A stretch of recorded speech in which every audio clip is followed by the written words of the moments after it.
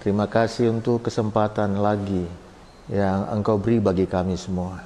Kami boleh beribadah dengan hati yang penuh kerinduan, Tuhan.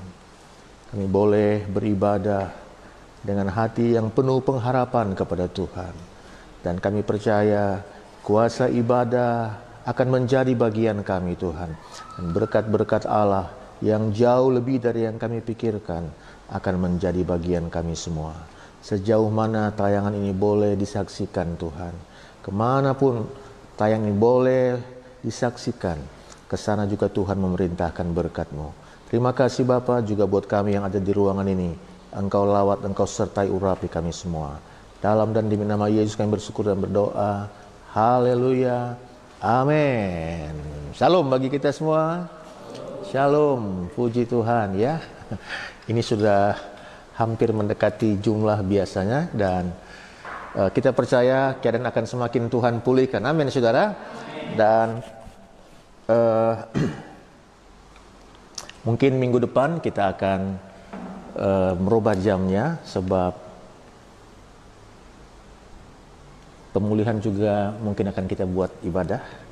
Jadi kita akan coba bicarakan sebentar, sesuaikan. Jadi ada 2 kali tetap pelayanan, dua-duanya live streaming saudara. Jadi Tuhan tolong kita semua ya. Yang sana juga sudah mulai rindu ikut ibadah, sudah rindu kembali pelayanan. Jadi kita percaya Tuhan akan tolong kita semua. Saudara terkasih, hari ini kita pasti dalam Tuhan. Amin saudara. Mari sebagai ayat pembuka kita melihat firman Tuhan di dalam kitab Injil Matius pasal yang ke-10. Matius pasal yang ke-10. Kita akan melihat satu topik yang mungkin memang menjadi bagian keseharian kita saudara ya. Matius pasal 10. Ya. Semoga yang di Bengkulu bisa dengar, yang di Jakarta makin banyak di Jakarta, yang di Lampung, di Sumatera Selatan ya. Terutama yang setia di Balikpapan, di Bali ya. Nah, di Medan saudara, semakin banyak juga saudara-saudara kita di Medan ya. Kita lihat dalam kitab Matius pasal 10.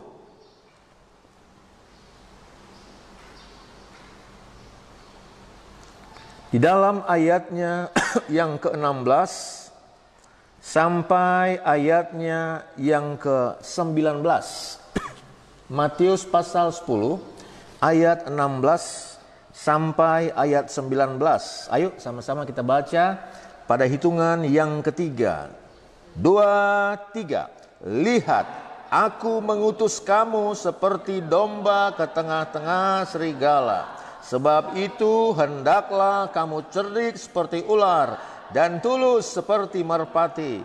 Tetapi waspadalah terhadap semua orang, karena ada yang akan menyerahkan kamu kepada majelis agama, dan mereka akan menyesah kamu di rumah ibadatnya. Dan karena aku, kamu akan digiring ke muka penguasa-penguasa dan raja-raja sebagai suatu kesaksian bagi mereka dan bagi orang-orang yang tidak mengenal Allah. Apabila mereka menyerahkan kamu, janganlah kamu khawatir akan bagaimana dan akan apa yang akan kamu, karena semuanya itu akan dikaruniakan kepadamu pada saat itu juga. Pernahkah saudara ada dalam satu situasi yang sangat kontradiksi? Mungkin di saat yang bersamaan atau di saat yang berdekatan. Ada orang-orang yang habis pelayanan berapi-api, pelayanan dengan semangat, tiba-tiba masih di pintu gereja. Dia sudah punya masalah yang besar. Anakku katakan, aku pernah kebaktian Pak di suatu gereja yang jemaatnya itu belasan ribu. Kebaktian dengan begitu semangat. Lompat-lompat dengan semangat. Pulang gereja, masih di tempat parkir. Sudah caci maki, kenapa? Karena nggak mau kalah. Keluar dari tempat parkir dan senggolan mobilnya. Kontradiksi. Baru saja melayani, baru saja beribadah, baru saja penuh damai sejahtera, dalam hitungan detik atau menit, tiba-tiba penuh dengan amarah. Pernahkah saudara baru saja memberi untuk Tuhan dan pekerjaannya, di saat yang bersamaan atau sangat dekat, tiba-tiba engkau merasa sangat khawatir dan tidak punya apa-apa? Pernahkah saudara baru berdoa dengan semangat, tiba-tiba engkau punya kehidupan yang kalah? Ya, seorang guru saya, dia diundang mendoakan satu keluarga pengusaha yang ingin membakar jimat-jimatnya. Guru saya ini membawa beberapa staf. Itu kalau dikumpulkan mungkin mendekati setengah atau sepertiga rumah tipe 36, saudara. Ada rumah-rumah berhala, ada meja, ada patung-patung yang mau dibakar. Itu kira-kira setengah atau sepertiga rumah tipe 36. Banyak sekali yang mau dibakar. Dan persis waktu guru saya ini mendoakan, berpegangan tangan berdoa membakar itu berhala-berhala, di gereja yang jaraknya cuma 2 km kurang lebih, pekerja jatuh, pekerja bangunan jatuh. Dan anak guru saya ini tiba-tiba kerasukan untuk waktu yang lama. Satu kontradiksi, satu situasi yang sangat bertolak belakang. Di satu sisi baru saja melakukan yang hebat untuk Tuhan, tapi langsung datang masalah yang berat. Ayat yang kita baca tadi, Yesus berkata, "Aku mengutus kamu seperti domba ke tengah-tengah serigala." Yang mengutus adalah Yesus. Dia raja di atas segala raja, Tuhan segala Tuhan. Biasanya presiden punya utusan khusus. Jadi kalau utusan khusus ini bertemu dengan kepala negara lain, maka kepala negara yang lain memperlakukan utusan khusus itu seperti dia menyambut presiden. Kenapa? Karena itu adalah utusan khusus presiden. Ini yang mengutus Tuhan.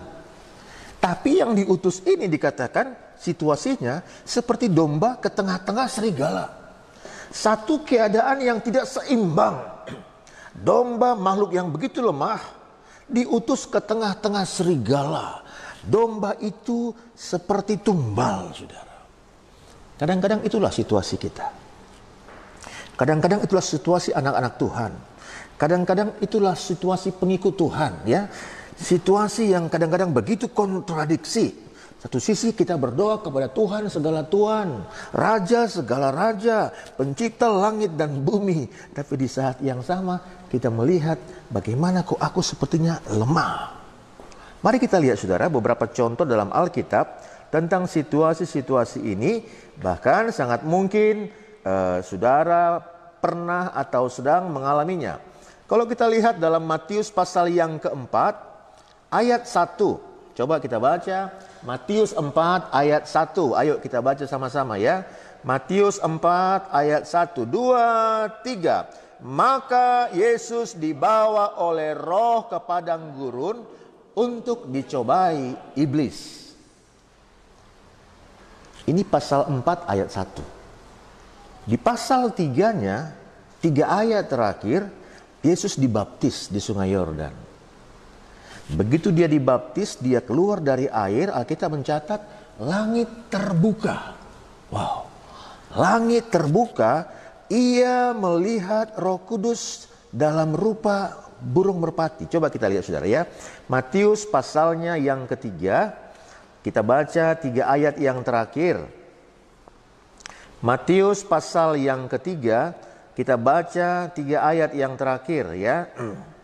Ayatnya yang ke-15. Lalu Yesus menjawab, katanya kepada mereka, biarlah hal itu terjadi, karena demikianlah sepatutnya kita menggenapkan seluruh kehendak Allah. Dan Yohanes pun menurutinya. Sesudah dibaptis, Yesus segera keluar dari air, dan pada waktu itu juga langit terbuka. Dan ia melihat Roh Allah seperti burung merpati turun ke atasnya. Lalu terdengarlah suara dari sorga yang mengatakan, inilah anakku yang kukasihi, kepadanya lah aku berkenan. Bayangi, saudara, begitu keluar dari air, langit terbuka.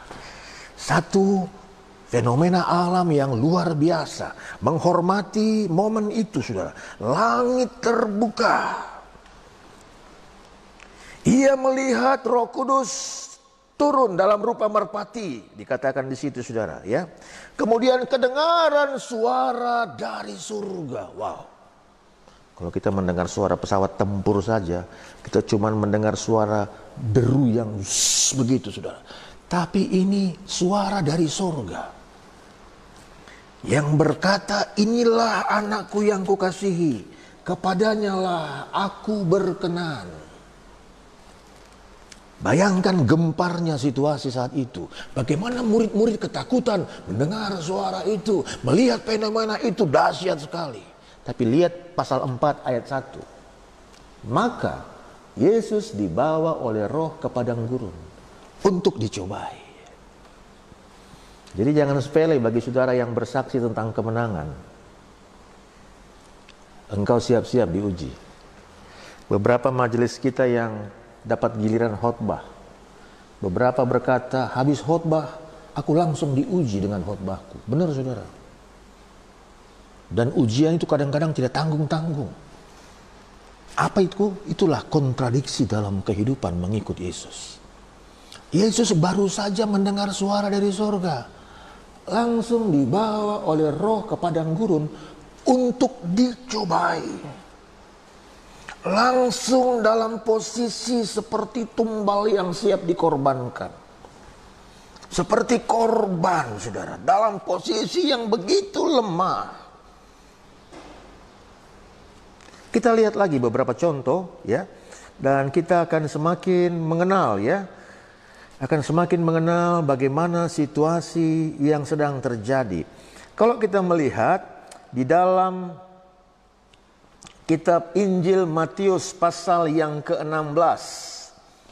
Matius pasal yang ke-16, ya.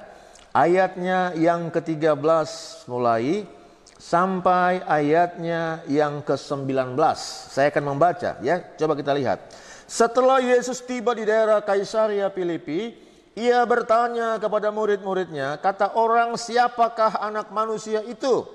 Jawab mereka, ada yang mengatakan Yohanes Pembaptis, ada juga yang mengatakan Elia, ada pula yang mengatakan Yeremia atau salah seorang dari para nabi. Lalu Yesus bertanya kepada mereka, tapi apa katamu, siapakah aku ini? Maka jawab Simon Petrus, engkau adalah Mesias, anak Allah yang hidup. Kata Yesus kepadanya, berbahagialah engkau Simon bin Yunus, sebab bukan manusia yang menyatakan itu kepadamu, melainkan Bapakku yang di sorga. Dan aku pun berkata kepadamu, engkau adalah Petrus, dan di atas batu karang ini aku akan mendirikan jemaatku, dan alam maut tidak akan menguasainya. Kepadamu akan kuberikan kunci kerajaan sorga. Apa yang kau ikat di dunia ini akan terikat di sorga, dan apa yang kau lepaskan di dunia ini akan terlepas di sorga. Saudara terkasih, Petrus ini adalah salah satu murid yang paling istimewa. Dia juru bicara, dia orang yang paling berani, dia orang yang tidak mau terima begitu saja. Dia orang yang paling ingin tahu. Bayangi saudara, dia adalah satu-satunya murid Yesus yang berjalan di atas air, di lautan. Dan pada waktu Yesus ada di daerah Kaisaria Filipi. Kaisaria Filipi ini, kalau saudara lihat peta Alkitab, adalah tempat paling utara yang Yesus pernah kunjungi dalam 3,5 tahun pelayanannya. Kaisaria Filipi ini berdekatan dengan daerah Suriah, paling utara. Itu tempat paling jauh dari Yerusalem yang Yesus pernah kunjungi. Dan di sana Yesus kurang terkenal, kurang dikenal pada saat itu, sehingga begitu sampai di sana Yesus bertanya kepada murid-muridnya, kata orang di daerah situ, siapakah anak manusia ini? Anak manusia itu. Maka jawabannya macam-macam. Ada yang bilang Yohanes Pembaptis, ada yang bilang Elia, ada yang bilang Yeremia atau salah seorang dari para nabi. Lalu Yesus bertanya kepada mereka, kepada 12 murid yang usia pelayanannya sama-sama 3 tahun kurang lebih bersama-sama dengan Yesus. Yang usia belajarnya sama dengan Yesus. Yesus berkata, tetapi apa katamu, siapakah aku ini?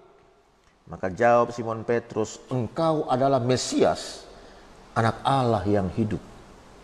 Yang 11 lain gak tahu jawabannya.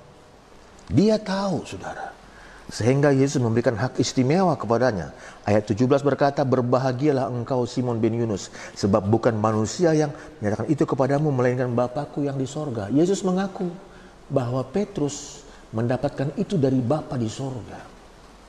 Aku pun berkata kepadamu, engkau adalah Petrus. Bukan lagi cuma Simon, engkau adalah Petrus. Simon itu dalam banyak bahasa artinya sangat berhubungan dengan dengar. Ya, Simon dalam bahasa Prancis artinya terdengar atau pendengar yang baik. Dalam bahasa Ceko, bahasa Itali, semua Simon itu artinya berhubungan tentang dengar, terdengar, mendengar, pendengar yang baik. Tetapi pada saat itu Yesus ubahkan dia, engkau adalah Petrus, dalam ayat yang 18. Aku pun berkata kepadamu, engkau adalah Petrus. Artinya apa? Batu karang. Batu karang, dan di atas batu karang ini aku akan mendirikan jemaatku. Menurut tradisi dan sejarah gereja, banyak percaya bahwa Petrus ini akhirnya menjadi paus yang pertama. Menjadi paus yang pertama, Yesus mendirikan gerejanya, mempercayakan itu di atas imannya Petrus ini. Kepadamu akan kuberikan kunci kerajaan sorga. Dan apa yang kau ikat di dunia ini akan terikat di sorga. Bayangkan istimewanya Petrus. Yesus enggak bilang itu kepada Yohanes. Yesus enggak bilang itu kepada Andreas. Yesus enggak bilang itu kepada Bartolomeus dan yang lain. Yesus bilang itu kepada Petrus. Kepadamu kuberikan kunci kerajaan sorga. Apa yang kau ikat di dunia ini akan terikat di sorga. Dan apa yang kau lepaskan di dunia ini akan terlepas di surga. Di dalam Alkitab saya di sini masih bisa di-scroll, masih dalam satu halaman, saudara. Ayat yang mengatakan kepadamu akan kuberikan kunci kerajaan surga, ayat 19. Tapi dalam ayat yang ke-21, jadi masih dalam satu halaman di sini. Pada waktu Yesus memuji dan memberikan hak istimewa kepada Petrus, ayat yang ke-21, sejak waktu itu Yesus mulai menyatakan kepada murid-muridnya bahwa ia harus pergi ke Yerusalem dan menanggung banyak penderitaan dari pihak tua-tua, imam-imam kepala dan ahli Taurat, lalu dibunuh dan dibangkitkan pada hari ketiga. Ayat 22 ya. Tetapi Petrus menarik Yesus ke samping dan menegur dia, katanya, Tuhan, kiranya Allah menjauhkan hal itu. Hal itu sekali-sekali tak akan menimpa engkau. Ayat 23, maka Yesus berpaling dan berkata kepada Petrus, bukan kepada Simon, kepada Petrus, enyahlah iblis, engkau suatu batu sandungan bagiku, sebab engkau bukan memikirkan apa yang dipikirkan Allah, melainkan apa yang dipikirkan manusia. Baru saja Yesus memuji Petrus, mengakui bahwa apa yang Petrus ucapkan itu dia dapat dari Bapa di surga. Dia katakan dalam ayat yang tadi katakan, di atas batu karang ini aku akan mendirikan jemaatku. Apa yang kau ikat di bumi akan terikat di surga. Apa yang kau lepaskan di bumi akan terlepas di surga. Dalam halaman yang sama, hanya hitungan beberapa saat, Petrus dihinggapi, ditunggangi iblis.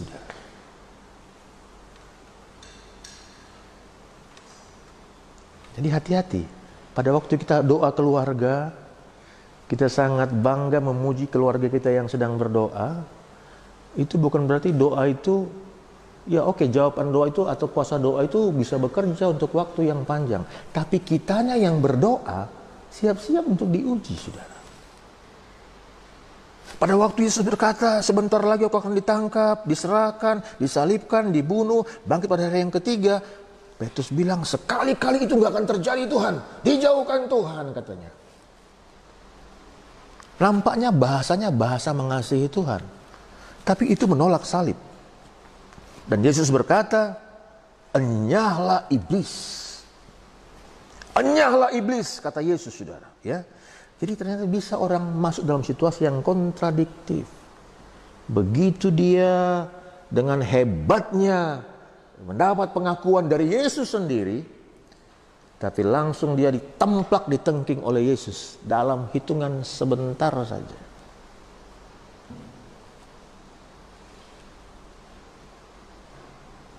Kan sering kita ngalami kan, waktu kita berdoa kita semangatnya minta ampun, yakinnya minta ampun. Tapi sebentar lagi, iyanya doaku itu dijawabnya itu. Iyanya adanya gunanya doaku itu yang terjadi saudara. Langsung iblis menunggangi Petrus. Coba kita melihat saudara, di dalam kitab 1 Raja-Raja pasal yang ke-18. 1 Raja-Raja pasal yang ke-18, kita melihat satu peristiwa. Jadi kalau hari-hari ini ada orang paling dicari di bumi ya. Pada waktu saya Tuhan izinkan mengikuti satu kegiatan di USA pada tahun 2011, tepatnya bulan Mei. Nah, waktu kami sampai di sana saudara, itu baru 5 hari salah seorang pimpinan teroris Al-Qaeda ya terbunuh di Abbottabad di Pakistan. Saya nggak sebut namanya. Jadi waktu kami sampai itu baru 5 hari kejadian dia terbunuh di Abbottabad di Pakistan.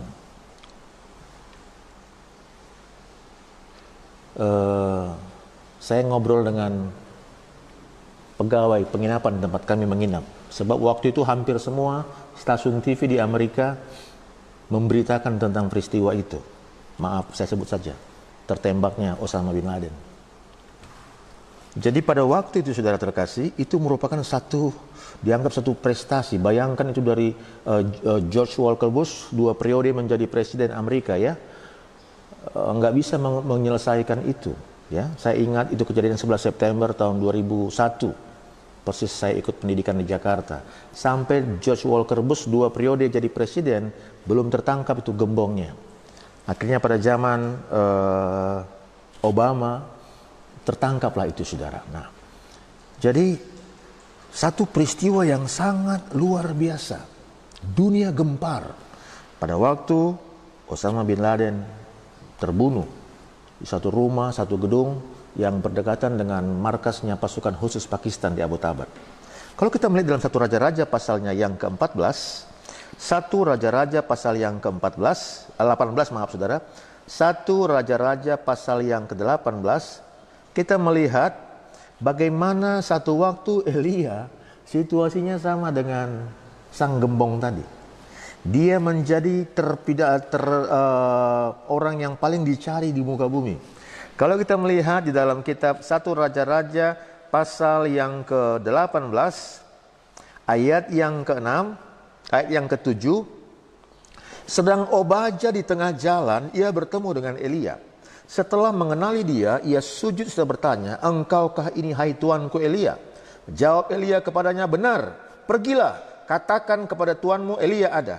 Tapi jawab Obaja, "Apakah dosa yang telah kuperbuat, maka engkau hendak menyerahkan hambamu ini kepada Ahab, supaya aku dibunuhnya? Demi Tuhan Allahmu yang hidup, sesungguhnya tidak ada bangsa atau kerajaan yang tidak didatangi suruhan tuanku Ahab untuk mencari engkau. Dan apabila orang berkata ia tidak ada, maka ia menyuruh kerajaan atau bangsa itu bersumpah bahwa engkau tidak ditemukan di sana." Bayangi, Elia dicari di seluruh dunia waktu itu. Kenapa? Karena sudah santer terdengar kabar bahwa Elia menahan hujan. Hujan tidak turun di bumi selama 3,5 tahun, saudara. Mungkin itu masa kemarau terpanjang, ya. Pada waktu Krakatau meletus tahun 1883, waktu itu diperkirakan 1 tahun tidak kelihatan sinar matahari. Musim berubah, saudara. Ya, debunya sampai ke Amerika sana. Suaranya juga terdengar sampai ribuan kilometer. 1 tahun. Tidak kelihatan cahaya matahari. Tapi pada waktu peristiwa ini, matahari bersinar terik, tapi 3,5 tahun tidak ada hujan. Bayangkan gersangnya dunia pada waktu itu. Elia dicari di seluruh dunia. Tidak ada bangsa atau kerajaan yang tidak didatangi suruhan tuanku Ahab untuk mencari engkau. Singkat cerita, Elia ketemu. Dan mereka mengadakan satu pertarungan iman. Elia sendiri melawan 400 Nabi Baal dan 450 Nabi Asyera. Tepatnya 850 Nabi. Satu lawan 850. Dan penontonnya raja dengan seluruh orang Israel. Bayangkan kira-kira berapa banyak manusia pada saat itu yang menyaksikan peristiwa itu. Raja tentu tidak sendiri, pengawalnya, pasukannya, ya, bersama-sama dengan dia, menteri-menterinya bersama-sama dengan dia. Elia sendirian. Lalu mereka bertarung, saudara. Siapa yang bisa berdoa mendatangkan api dari langit? Ayo kalian dulu, katanya. Kemudian 850 nabi ini mulai sembahyang kepada dewa-dewanya, berteriak-teriak, menoreh-noreh, mendarat, melukai badannya, berteriak-teriak, menjerit-jerit, sampai siang, sampai sore tidak terjadi apa-apa. Lalu Elia berdoa, dia bilang, ayo perbaikin mezbah ini. Dia letakkan korban, buat parit sekitarnya selain mezbah, ayo isi dengan air sampai penuh. Isi lagi dengan air sampai penuh. Isi lagi dengan air sampai penuh. 3 kali, saudara. Kemudian dia berdoa. Dan sesudah dia berdoa, hujan turun. Tapi sebelum hujan turun, ya sudah mulai nampak itu tanda-tanda hujan. Dia kumpul nabi-nabi Baal yang mungkin sudah pingsan. Kenapa? Karena sudah berdarah-darah itu, saudara. Dia sembelih tuh 850 nabi. Dia sembelih. Mati semua. Padahal nabi-nabi Baal ini, Nabi Asyera ini, semua makan tiap hari dari meja sang ratu Isabel. Satu prestasi yang luar biasa. Elia cuman berdoa dan ngomong, hai Israel, kalau Baal itu Allah, sembahlah dia. Tapi kalau Tuhan itu Allah, sembahlah dia. Dalam satu peristiwa itu, satu bangsa berbalik kepada Tuhan. Bayangi, belum ada siaran TV, belum ada majalah, belum ada sound system. Satu bangsa berubah berbalik kepada Tuhan. Dia sembelih nabi-nabi Baal itu sendirian. Dia sembelih 850 nabi. Besoknya, ayat pasal 19, ketika Ahab memberitahukan kepada Isabel segala yang dilakukan Elia dan perihal Elia membunuh semua nabi itu dengan pedang, maka Isabel menyuruh seorang suruhan mengatakan kepada Elia, beginilah kiranya para Allah menghukum aku, bahkan lebih lagi daripada itu, jika besok, kira-kira pada waktu seperti sekarang saat dia bicara itu, aku tidak membuat nyawamu sama seperti nyawa salah seorang dari mereka itu. Maka takutlah ia, lalu bangkit dan pergi menyelamatkan nyawanya. Dan setelah sampai ke Betseba yang termasuk wilayah Yehuda, ia meninggalkan hambanya di sana. Tapi ia sendiri masuk ke padang gurun sehari perjalanan jauhnya.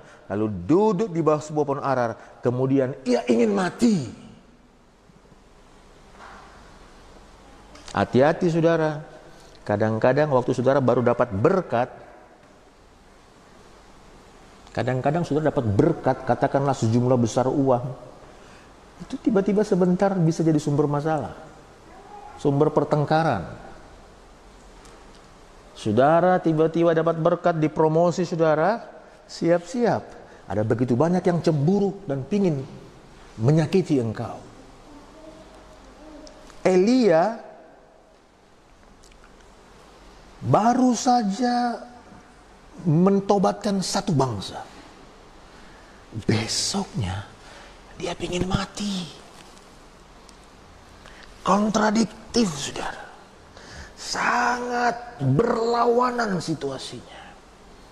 Suami yang baru kita puji-puji. Saya lucu sekali pada waktu beberapa bulan lalu ada satu kisah di daerah kita ini, saudara, ya.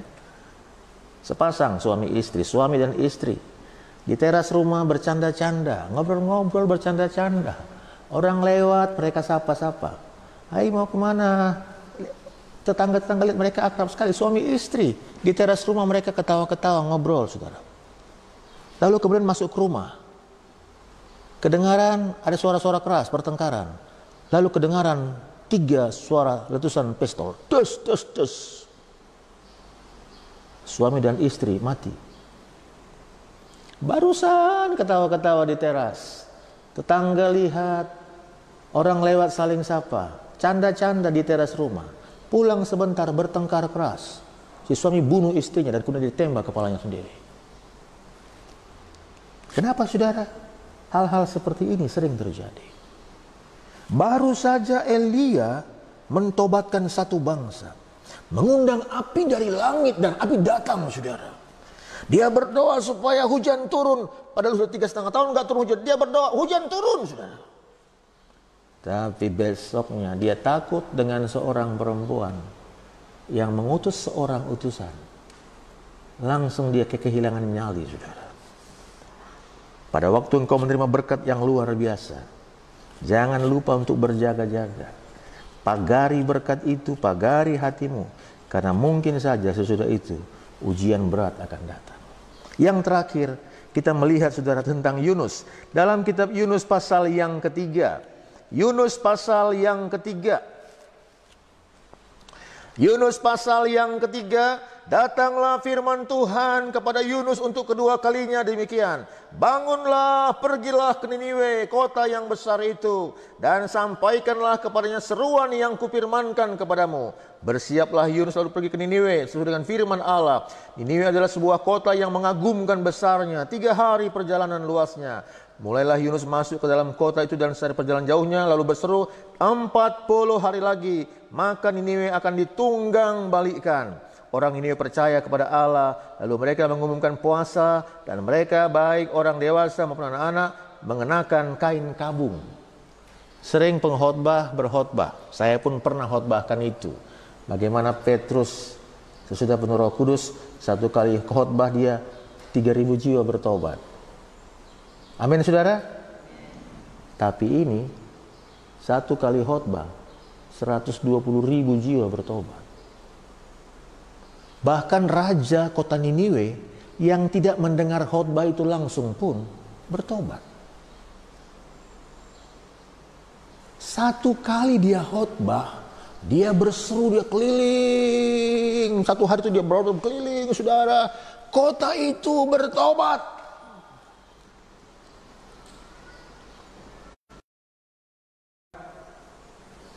Pendeta bilang sama jemaat yang mabuk atau merokok, jangan merokok pak. Oh, dia marah sama pendetanya. Dia tunggu dokter yang ngomong, jangan merokok, baru dia nggak merokok saudara. Baru dia nggak minum. Tapi ini Yunus, satu kali dia berkhotbah, satu kota besar yang punya raja bertobat saudara. Bayangkan, prestasi yang luar biasa. Langsung dia viral ke seluruh daerah situ saudara. Satu kali khotbah 120.000 jiwa bertobat. Sak rajanya bertobat, puasa. Sak lembu sapinya puasa.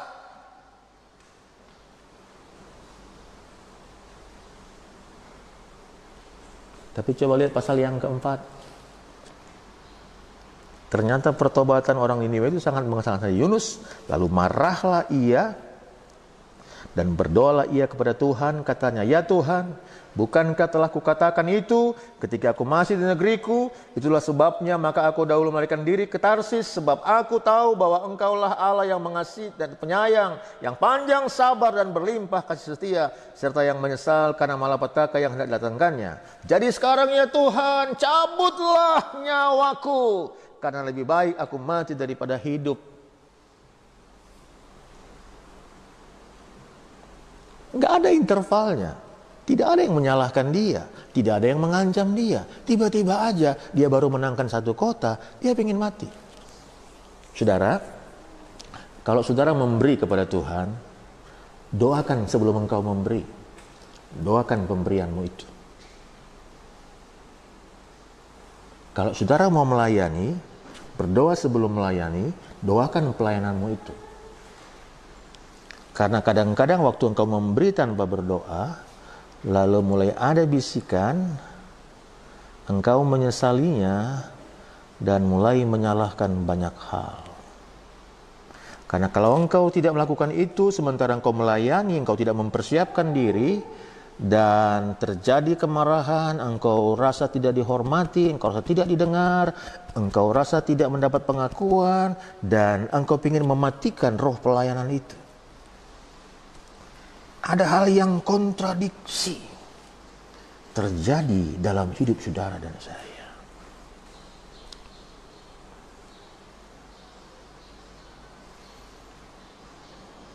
Kadang-kadang habis bercanda suami istri langsung ribut.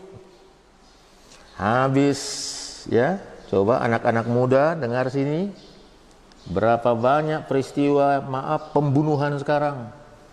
Diawali dengan pertemanan di Facebook, janji jumpa, lalu menyala dan dibunuh, dirampok. Hati-hati. Selalu kita berjaga-jaga. Doakan hari-harimu. Doakan pertemananmu, doakan pelayananmu, doakan pemberianmu. Sebab kalau tidak, hal yang sangat kontradiksi cepat akan datang. Saya kadang gemetar, saudara, beberapa minggu ini. Sampai-sampai saya suka seperti teriak sama anak-anak. Baru 2 minggu lalu khotbah tentang Yom Kippur. Tiba-tiba besoknya ya, saya suka mengikuti berita CNN, baca berita Kompas. Tengok. Baru semalam Bapak khotbahkan tentang Yom Kippur. Dan ini. Peristiwa Yom Kippur. Khotbah lagi minggu berikutnya tentang Tuhan bertanya kepada Musa. Musa, apa yang ada di tanganmu? Tiba-tiba malamnya film Musa. Jadi kalau pada hari khotbah tentang hidup yang kontradiktif, saudara, saya nggak tahu. Di antara pendengar atau kita, apakah ada yang akan mengalami hidup yang kontradiktif, yang sangat bertentangan, yang jauh berbeda dengan apa yang sedang kita jalani. Tapi pada waktu itu terjadi, kita kembali kepada ayat pertama tadi, saudara. Apakah yang terjadi? Apa yang kita perlu kerjakan pada saat kita mengalami situasi yang sangat kontradiktif dalam hidup kita? Awalnya kita anggap suami kita adalah pahlawan, superhero, saudara.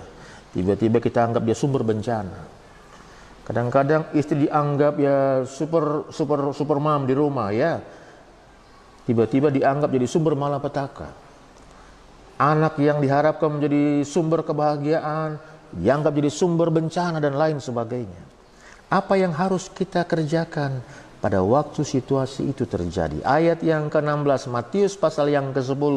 Lihat, aku mengutus kamu seperti domba ke tengah-tengah serigala. Sebab itu hendaklah kamu cerdik seperti ular dan tulus seperti merpati.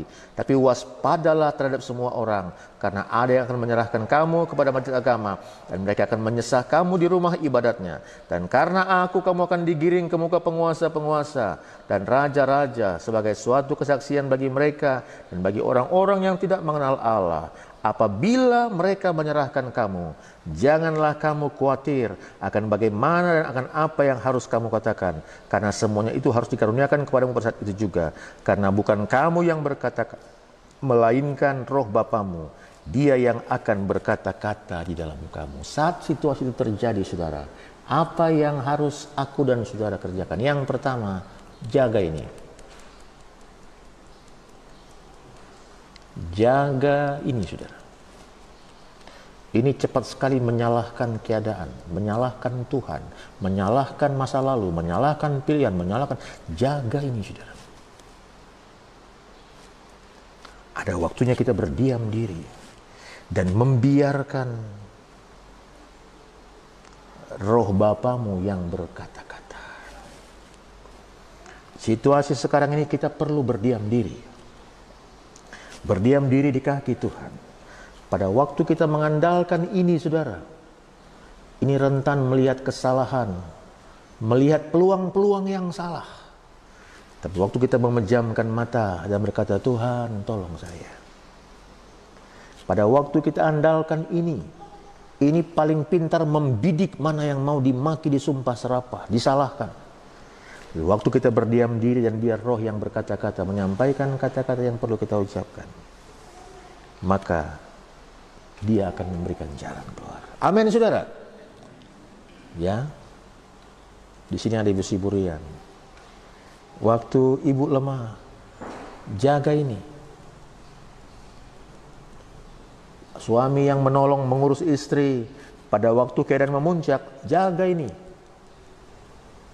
Jangan cepat-cepat keluarkan bahasa-bahasa yang akhirnya memperburuk keadaan. Jaga ini, saudara.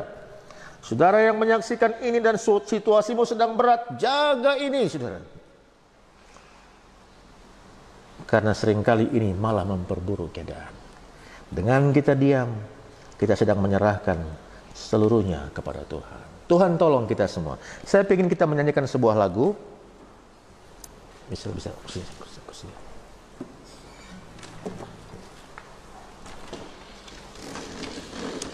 Kita nyanyikan sebuah lagu, saudara.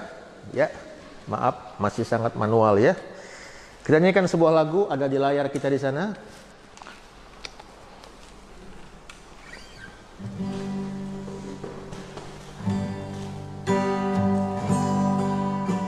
Ayo kita bernyanyi, saudara.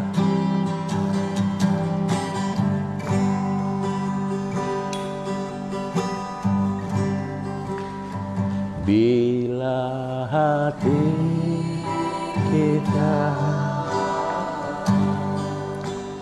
lemah tak berdaya, bila iman kita bagai tembok runtuh,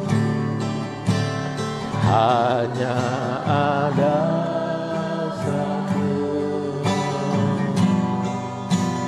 harapan yang pasti, agung dan perkasa sampai selamanya. Hanya satu nama, hanya satu nama yang menggetarkan hati, hanya satu nama yang menegarkan diri, hanya satu nama, indah tak berseri, nama Yesus, nama Raja segala raja. Mungkin engkau bingung, aku baru saja memberi Tuhan, tapi kenapa aku kekurangan? Mungkin engkau bingung, Tuhan, aku baru saja bersaksi, tapi kenapa sekarang hidupku hancur? Tuhan, aku baru saja berdoa dengan percaya, tapi kenapa semua berubah tidak seperti yang kuharapkan? Aku mengutus kamu seperti domba ke tengah-tengah serigala. Dan waktu keadaan begitu di luar dugaan kita, jaga perkataanmu, saudara. Jaga mulut bibir kita. Jangan menista Tuhan. Jangan menyalahkan keadaan. Jangan menyesali diri. Pada waktu keadaan tidak seperti engkau harapkan, panggil nama Yesus. Panggil nama Yesus. Nama yang di atas segala nama. Nama yang memberi jalan keluar. Nama yang memberikan pengharapan dan jawaban. Nama Yesus, nama yang berkuasa. Bila hati kita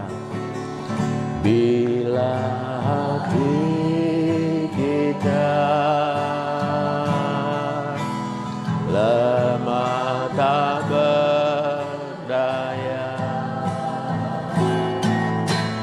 bila iman kita bagai tembok runtuh, hanya ada satu, hanya ada satu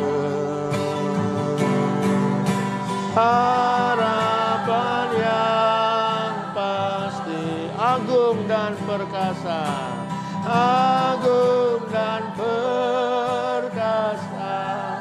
sampai selamanya. Hanya satu nama, hanya satu nama yang menggentarkan hati. Hanya satu nama yang menegarkan hati. Hanya satu nama, haleluya, indah tak terperi. Nama Yesus, nama Raja segala. Hanya satu nama,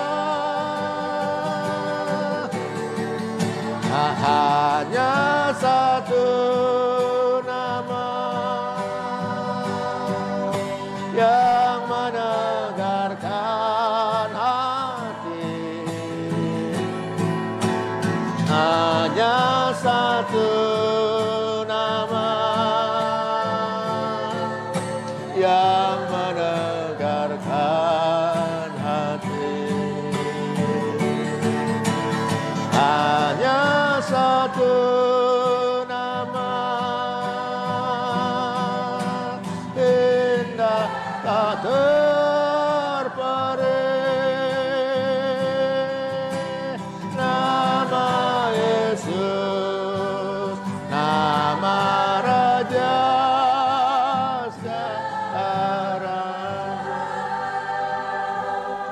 Engkau yang sedang ada di ruangan ini, engkau yang sedang menyaksikan tayangan ini, mungkin keadaanmu sangat berlawanan dengan harapanmu, dengan doa-doamu. Begitu kontradiksi. Engkau seperti domba di tengah-tengah serigala. Ada yang ingin mati, ada yang malah ditunggangi oleh si jahat. Panggil nama yang hidup itu, nama Yesus. Nama Yesus, nama Yesus, haleluya. Hanya satu nama yang menggentarkan hati. Hanya satu nama yang menegarkan diri. Hanya satu nama, indah tak terperi. Nama Yesus, nama Raja segala raja. Nama Yesus, nama Yesus, nama Raja segala raja. Haleluya, haleluya, haleluya, haleluya, haleluya. Nama yang menegarkan.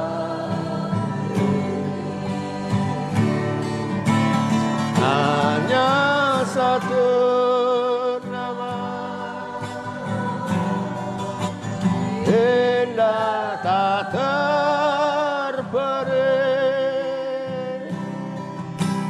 Nama Yesus, nama Raja segala raja.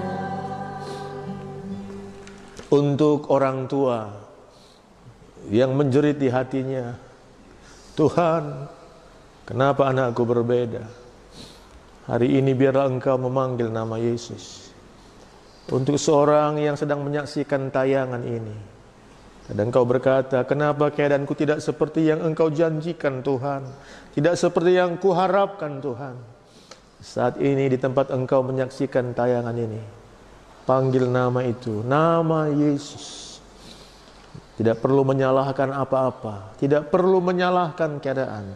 Panggil nama yang hidup itu, nama Yesus Kristus. Untuk kita yang ada di ruangan ini, dengan sekian banyak pertanyaanmu tentang hari depan, panggil nama Yesus. Biarlah nama itu yang akan memberikan jalan keluar, memberikan solusi yang terbaik bagi saudara dan saya. Untuk orang tua yang anakmu sedang sakit, biarlah engkau memanggil nama Yesus. Jangan menyalahkan apa dan siapapun. Tidak perlu menyalahkan masa lalu dan lain sebagainya. Tapi biarlah engkau memandang ke depan. Haleluya. Terima kasih Bapa yang baik. Biarlah firman Tuhan menjadi jawaban bagi kami semua. Biarlah Roh Kudus menjelaskan lebih lanjut sampai ke dasar hati kami. Buat saudaraku yang ada yang hampir putus asa, biarlah engkau menjadi jawaban baginya. Buat para orang tua yang memiliki begitu banyak kebutuhan, engkau juga menjadi solusi yang terbaik bagi kami semua Tuhan. Karena engkau tidak pernah membiarkan kami dicobai lebih dari kemampuan kami. Terima kasih Bapa yang baik. Dan biarlah lawatan Tuhan ada atas kami semua. Demi nama Yesus kami bersyukur dan berdoa. Haleluya. Amin. Saudara terkasih, Tuhan memberkati kita semua. Sesudah kita akhiri ibadah ini,